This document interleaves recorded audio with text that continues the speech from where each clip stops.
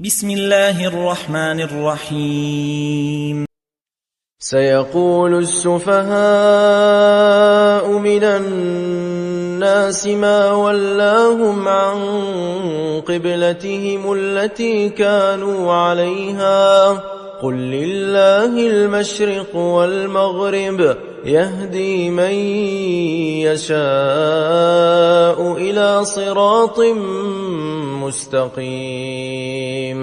وكذلك جعلناكم أمة وسطا لتكونوا شهداء على الناس ويكون الرسول عليكم شهيدا وما جعلنا القبلة التي كنت عليها إلا لنعلم من يتبع الرسول ممن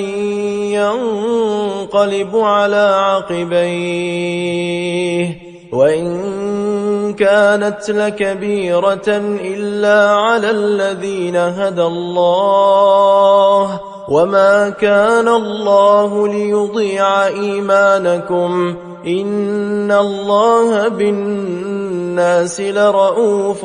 رحيم قد نرى تقلب وجهك في السماء فلنولينك قبلة ترضاها فول وجهك شطر المسجد الحرام وحيث ما كنتم فولوا وجوهكم شطره وإن الذين أوتوا الكتاب ليعلمون أنه الحق من ربهم وما الله بغافل عما يعملون ولئن أتيت الذين أوتوا الكتاب بكل آية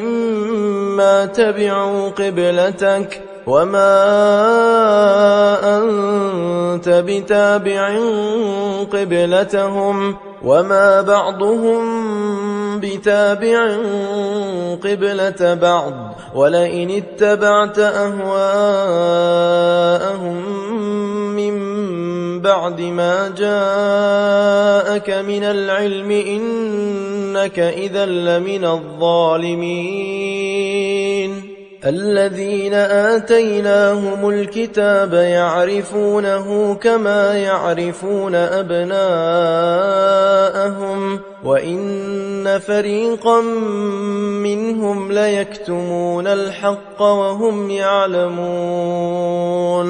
الحق من ربك فلا تكونن من الممترين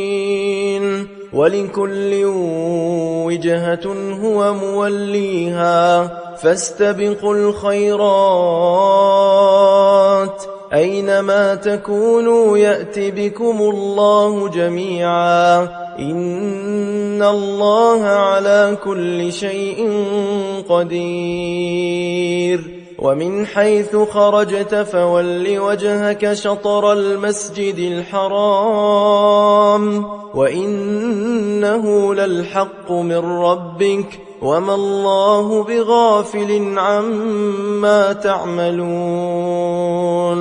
ومن حيث خرجت فول وجهك شطر المسجد الحرام وحيث ما كنتم فولوا وجوهكم شطره لئلا يكون للناس عليكم حجة إلا الذين ظلموا منهم فلا تخشوهم واخشوني ولأتم نعمتي عليكم ولعلكم تهتدون كما أرسلنا فيكم رسولا منكم يتلو عليكم آياتنا ويزكيكم ويعلمكم الكتاب والحكمة ويعلمكم ما لم تكونوا تعلمون فاذكروني